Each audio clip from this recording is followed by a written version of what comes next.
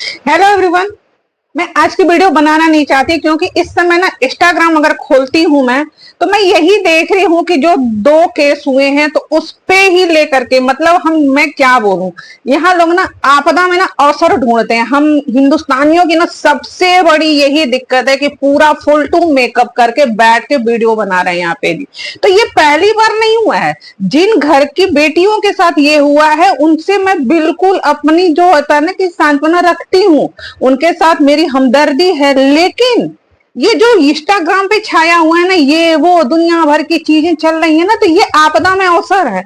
ये ना views subscriber followers वाला गेम है। लेकिन ये सोचिए ना, ये पहली बार हुआ है, पहली बार नहीं हुआ है हमारे भारत में, पहली बार नहीं हुआ है, रोज होता है।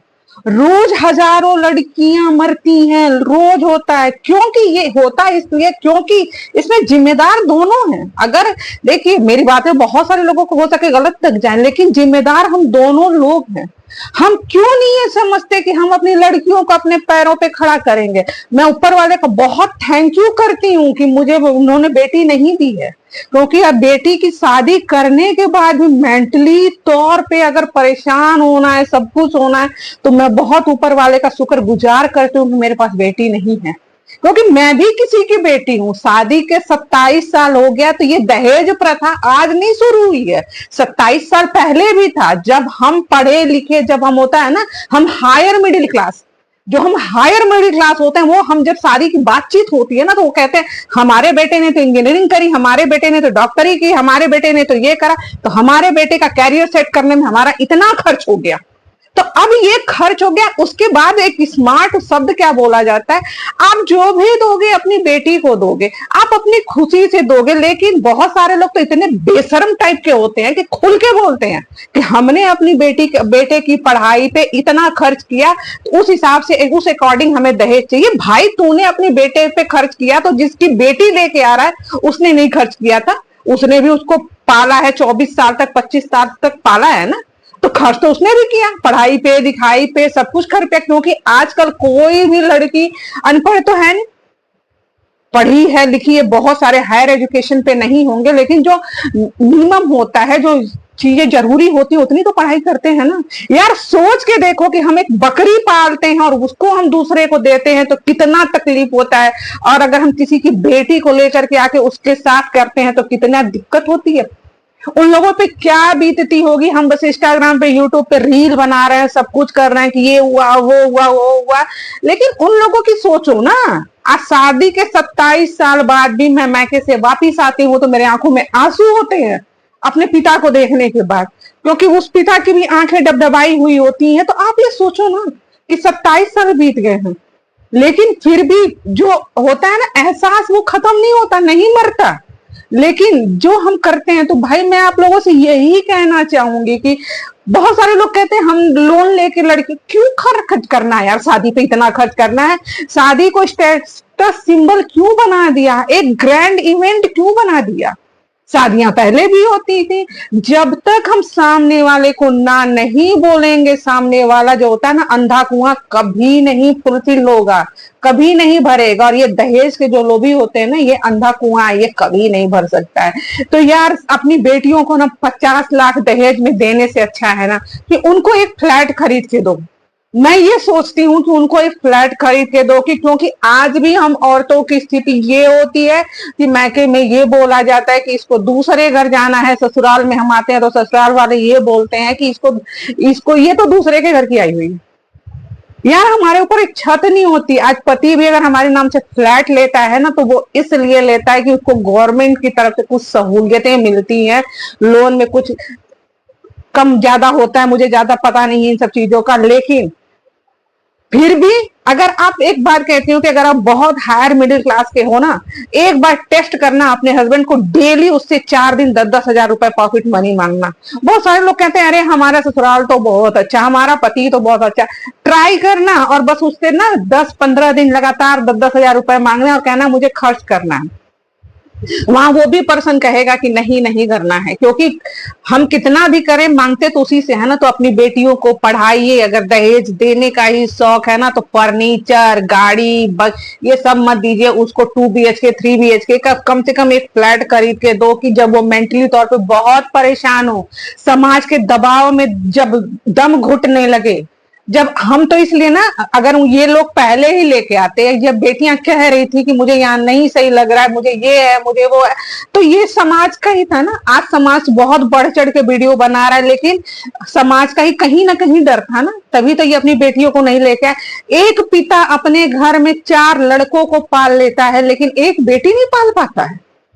तो क्यों नहीं पाल पाता है? क्योंकि ये समाज जो है ना, इसके जो रूल है, रेगुलेशन है, जो बंधन है, जो जकड़न है, जो चीजें हैं ना, वो इसीलिए हैं क्योंकि ये लागू होता है। अगर अगर एक पिता लेकर के भी आता ना, तो ये समाज ही होता तो कहता कि अरे इनकी बेटी में ही खोट होगा, इसलिए ससुराल से लेकर के मैके आ गए, वो यहाँ रह रही है। तो ये समाज हमें कभी नहीं जीने देगा और ना ही जीने देता है, क्योंकि समाज के हिसाब से लोग क्या कहेंगे, लोग ये कहेंगे, लोग वो कहेंगे, लोग कैसे कहेंगे, क्या करेंगे। तो लोग तो हमेशा ही कहते हैं, लोग तो हर जगह कहते हैं और हर जगह कहते रहेंगे, ये कभी नहीं चेंज होगा। हम बल्कि हमारे ना कितने भी आगे चले जाएं, कितने भी शिक्षित हो जाएं, लेकिन जो समाज का दायरा होता है, समाज की सोच होती है ना, तो ये दोगलेपन वाला जो रवैया होता है समाज का ना, ये कभी नहीं बदलने वाला और ना ही बदलेगा। तो प्लीज अपनी बेटियों को अपने उनके हाथ पैरों पे खड़ा करिए, उनको ना रस्सियों से मत जकड़िए, मत उनको, जैसे आप अपने बेटों को आजादी देते हो ना, हम अपनी बेटियों पे तो बहुत ज्यादा बंधन लगाते हैं क्या, लेकिन गलत बेटे नहीं होते हैं।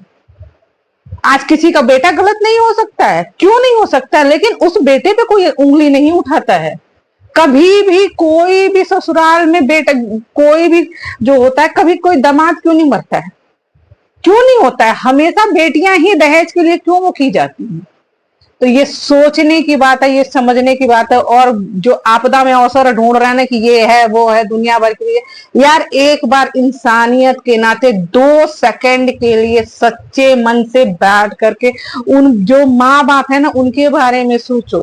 हिंदुस्तान में ये आज पहली बार नहीं हुआ है, लेकिन वही है ना, जहां मीडिया इन्वॉल्व हो जाती है, जहां सारी चीजें इन्वॉल्व हो जाती है, वहां ये सारे लोग ना, जो होता है ना कि आपदा में अवसर ढूंढ लेते हैं और सारी चीजों को करते हैं। तो प्लीज अपनी बेटियों को पढ़ाइए, लिखाइए, आगे बनाइए, और दहेज देना ही है तो अपनी बेटियों को दीजिए, उनको फ्लैट दीजिए, उनके लिए कुछ एक ऐसा बिजनेस बिल्ड करके दीजिए कि अगर आगे चल के भगवान न करे उनके साथ कुछ गलत होता है, कुछ अलग चीजें हो जाती हैं, तो वो कम से कम अपने पैरों पे तो डिपेंड रहे, घर के ऊपर रहने के लिए छत तो हो, कह तो सके कि ये मेरा घर है, मैं यहाँ रह सकती हूँ, मेरे बाप माँ ने मुझे दिया हुआ है, अपने पैरों पे खड़ी रहे, या तो बिजनेस हो या कोई चीज हो। तो प्लीज अगर आपकी बेटियां हैं, और बेटियों से भी मैं कहना चाहूंगी कि प्लीज अगर आप लोग भी ना थोड़ा सा स्मार्ट बनो और थोड़ा सा करो, क्योंकि देखिए अगर जहां लगता है कि दम घुट रहा है, तो मैं ये मानती हूँ कि अगर आपका दम घुट रहा है कहीं पे, तो उस 4 दीवारी से बाहर निकलने में ही भलाई है।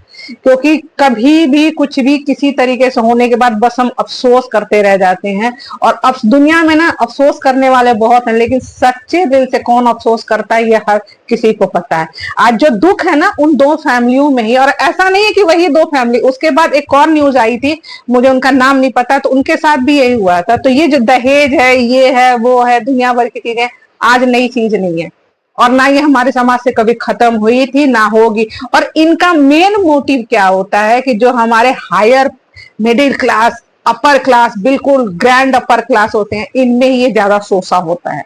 क्योंकि शादियां पहले भी होती थी, अब इतने ग्रैंड इवेंट नहीं होते थे, और जो कि चीजें तो कम में कर लो यार, क्यों कर्जा लेना, क्यों बैंक से लोन लेना, क्यों इतनी ग्रैंड वेडिंग करनी, क्यों करना, कुछ नहीं करना, सिंपल इजी सी अपने बेटियों की शादियां करिए, और जो भी अमाउंट होता है, जो पैसा होता है, बेटियों पे खर्च करिए, उनका एक बिजनेस बनवाइए, उनको एक है कि उनको एक घर खरीद के दीजिए, जिससे वो कह सके कि ये मेरा घर है।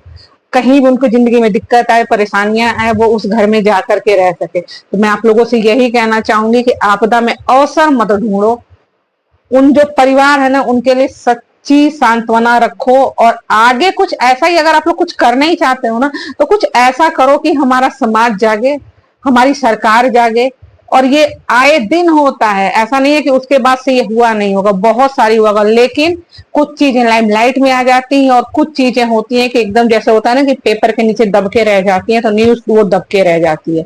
लेकिन ये बहुत अच्छी बात है कि कुछ न्यूज जो होती है ना आगे आती है और लोग उनको साथ अग्रेशन दिखाते हैं, लोग बहुत सारी चीजें करते हैं, तो ये बहुत ही अच्छी बात है। लेकिन प्लीज दहेज लेना भी बंद करिए।